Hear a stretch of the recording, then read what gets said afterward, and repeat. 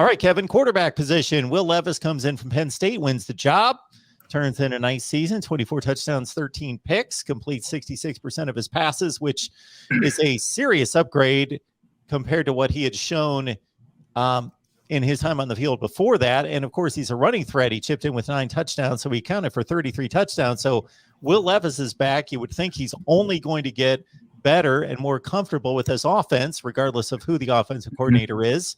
And so take us through the quarterback situation. Yeah, to your point, and you think about with Cohen went out specifically and got Levis and brought him here to Kentucky because he had recruited him back when Cohen was at UMass, back before he even started with the Rams. So they had that, the experience already.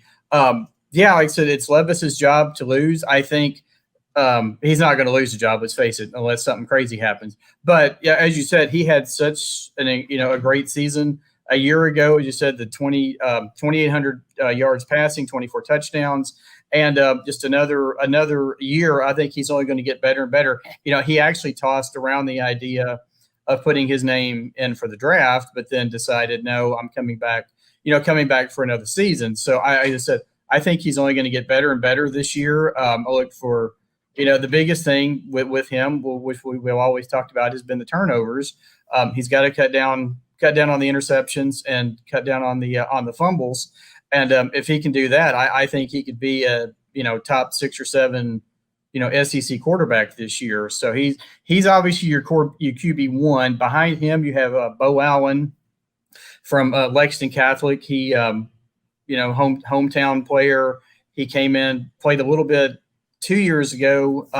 Didn't really see much action this past year, but he's definitely your number 2 quarterback. Behind that, it's kind of a toss-up. They've got Kaya Sharon, who's from another local kid from Somerset, which is about an hour and a half south of here. He could be your guy, and then they also have the Hogan kid from Iowa, the transfer. So more than likely, he's probably your would be your third string quarterback right now. But basically, it's Levis and Allen, and then after that, if you have to go that route, then if something happened, they may, you might see Kentucky even hit the transfer portal again to find somebody else. But as I said, it's Levis. Like I said, I'm looking for him. As you said, depending on who the coordinator is, I don't think they're gonna. Stoops is going to find somebody who's going to keep this style of offense.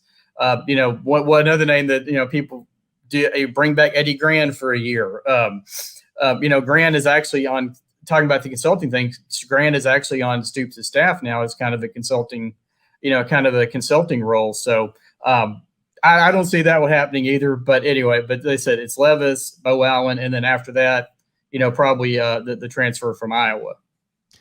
Allen threw all of 12 passes last year. The rest of them, no experience, no passes thrown. So Will Levis, certainly it's crucial for any team to keep that starting quarterback upright, but in particular Kentucky with the lack of experience behind Will Levis. Right, and you just go back to the 2019 season where Terry Wilson got hurt, Sawyer Smith got hurt. Basically anybody who could be a quarterback was hurt, and that's what they were desperate, and the whole thing with Lynn Bowden, that's how it all came about. And we had Bowden had the incredible season with the 1,300 yards rushing, literally the run right, run left, run up the middle. But they had such a great offensive line, even though people knew it was coming, they still couldn't stop it. But yeah, you can, as we've learned here, you can never have too many quarterbacks.